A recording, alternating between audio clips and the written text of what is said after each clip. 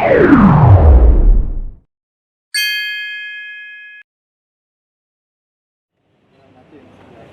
iya.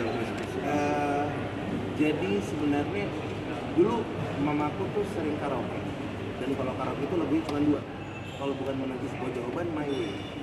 Udah itu dua lagu. Jadi aku tunggu dan mendengarkan mamaku tuh suka dua lagu itu aja. Waktu aku punya kesempatan untuk punya karya sendiri, aku berpikir kayak kalau aku harus kolaborasi, aku akan mulai dari yang dulu aku dengerin dan yang buat aku ada cerita personal. Salah satunya menanti sebuah jawaban. Makanya ini buat kado ulang tahun mamaku juga. Ini benar-benar ini buat mamaku. Aku minta lagu ini. Kenapa harus lagu ini? Karena ini buat mamaku.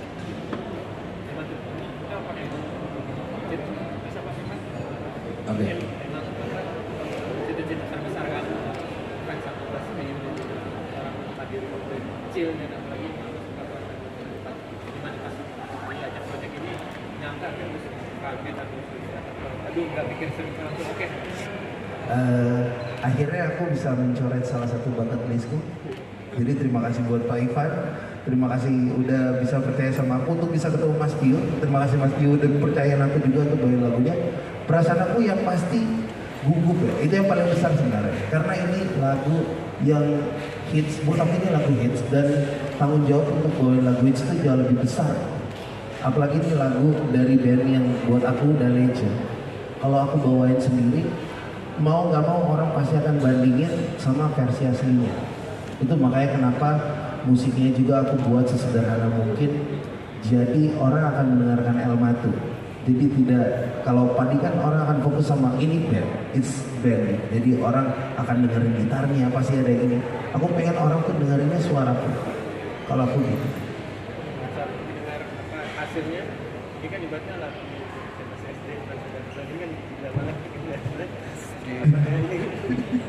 Masuk dia terus ada ekspektasi tinggi dan sekarang pas sudah jadi hasilnya gimana ngerasa kan bagus kayak ini kayak dulu lagi gimana? Kalau aku puas karena ini hasil tanganku sendiri. Setidaknya aku sudah ngasih yang terbaik yang aku bisa kasih, aku kasih semua. Jadi itu bukan untuk aku gimana hasilnya, buat aku itu kembali akan ke pendengarnya masing-masing. Tapi buat aku yang penting dari aku, gue udah ngasih sepenuh hati gue udah curahkan semua. Itu sisa pendengarnya aja yang melihat apa mereka suka tuh. Buat aku. Mas Biu, sobat tadi mendengarnya gimana? Karena memang baru sekarang ya dirilis, tapi saya sendiri sebagai yang menulis lagu ini, saya benar-benar terus terang aja nggak nyangka bisa sesakit ini. Jadi lebih sakit daripada band, karena kalau yang versi band maksudnya.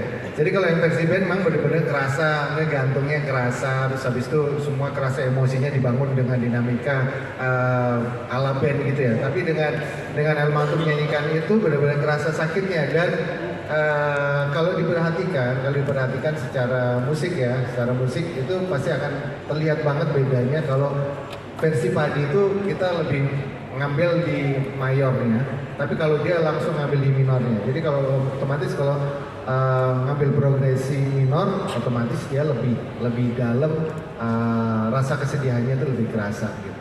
Dan aku yakin banget bahwa El Matu kalau ditanya apakah puas, harus puas karena kita sebagai musisi, sebagai seniman itu pasti harus merasa puas dengan karya kita. Jadi kita jangan sampai kita merasa nggak puas, karena itu adalah tolak ukur kita untuk melihat kesuksesan dari karya kita. Matu, selama ini kan hanya cover ya? Ya. Belum ngeluarin single ini alasan kenapa? Hanya cover aja, nanti dibilangnya coveran gitu. Seperti itu yang Matu. Kebetulan aku udah punya 3 lagu single pertama aku itu semuanya laguku sendiri. Jadi aku yang salah, bukan dia tuh, dan tenanglah. Setelah itu aku pengen explore sebenarnya. Itu makanya kenapa ada recycle. Ini jadi kayak ini bagian yang kayak tadi aku udah bilang, aku pengen begitu udah bisa kolaborasi, aku akan nyanyiin lagu yang personal buat aku. Dan dulu kayak gue pengen banget nyanyi lagu itu gitu. Dan kesempatan itu ada di Holy Record. Mungkin yang saya perlu tambahkan ya, kalau saya lihat El Mato ini bukan cover ya, karena dia remake, recycle lagi. Kalau cover ya otomatis dia membawakan apa yang ada dengan cara seperti apa yang dinyanyikan aslinya. Kalau ini benar-benar gaya yang membuat dia jadi seolah-olah kayak lagu baru, kayak kalau kayak kita punya mantan itu dia rasa lama gitu ya. Rasa lama tapi orang baru. Orang baru rasa lama. Oke.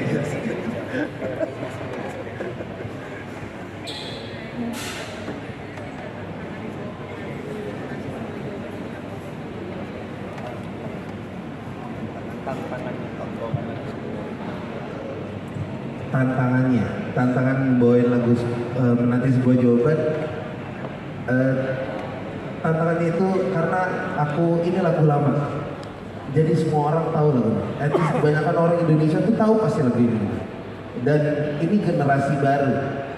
Aku nyanyi buat generasi yang mungkin ya, saya tidak bilang tidak, saya bilangnya mungkin ya, mungkin nggak tahu Padi. Kan ada tuh, maksudnya anak-anak sekarang kan kebanyakan dengerin lagu yang sekarang. Dan aku pengen ini nganterin lagu ini buat jadi antar generasi gitu, lintas generasi. Jadi orang tuh kayak, oh ada ternyata lagu kayak gini. Karena waktu aku dulu pertama awal musik, aku tidak tahu yang lama-lama. Setelah mendengarkan kayak ada versi recycle, jadi penasaran lagu-lagu lama tuh sebagus apa sih. Dan kayak buat aku itu tantangan paling pertama. Yang kedua, karena ini kado ulang tahun buat mamaku, jadi kayak aku pengen approvalnya yang paling besar, semoga dia suka gitu. Nanti mamaku bisa dengerin terus gitu ya, ini versi anakku gitu.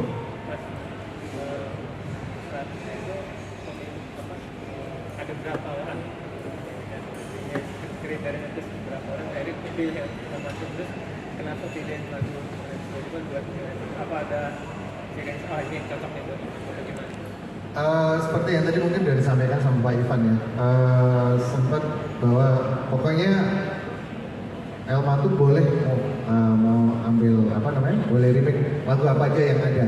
Jadi nanti disesuaikan dengan keinginannya dia. Dan kebetulan seperti yang tadi El Mato cerita bahwa dia memang ada personal story dia, sehingga akhirnya dia milih lagu Nanti Sebuah Jawaban. Ya, ketika dia minta lagu Nanti Sebuah Jawaban ya oke, go ahead aja pakai lagu ini gitu. Kalau menurut Mas Bio, karakternya mirip Glenn Fredly nggak sih Mas? Kalau menurut Mas, kedenger agak-agak mirip gitu kan? Selintas suara khasnya gitu. Wow, itu sih aku rasa ya sebuah komplimen buat El Mato. Mungkin bisa iya, mungkin bisa enggak, tapi yang saya yakin sih bahwa El Mato punya karakter sendiri. Dia mau modelkan karakternya dia, dan kalau dia nanti bisa menjadi the next Glenn Fredly ya kita doakan aja supaya itu bisa jadi kenyataan gitu. Mas sendiri gimana menyikapinya? Itu udah pasti komplimen buat aku ya. Dan itu tanggung jawab sebenarnya. Tanggung jawab untuk aku makin mencari suaraku sendiri, supaya nanti orang akan ingat, orang gak akan bilang, oh iya El Mato itu the next Glenn Fredly, tapi El Mato adalah El Mato. Tapi emang benar, El Mato kalau ditanya siapa inspirasinya, saya pasti akan jawab salah satunya almarhum Bung Glenn. Tapi saya pengen orang tuh, pendengar di Indonesia tuh begitu dengerin lagunya El Mato, itu akan ingat El Mato. Ini El Mato. El Mato tuh punya karakternya sendiri. Aku pengennya seperti itu. Dan itu tanggung jawab yang besar dan perjalanan yang panjang yang harus aku lalui. Tapi selama ini sudah ada yang mirip-miripin suaranya sama band gitu, gimana tanggapannya? Udah pasti sering banget aku, itu dari kecil ya, udah kayak gitu. Apalagi aku Ambon, almarhum juga Ambon, begitu dengar penyanyi Ambon, wah miripnya ini. Dan aku nyanyinya musiknya sama kan, sama-sama pop yang sakit gitu. Jadi kayak itu akan jadi tanggung jawab besar buat aku untuk mencari suara karakterku sendiri sebagai El Mato.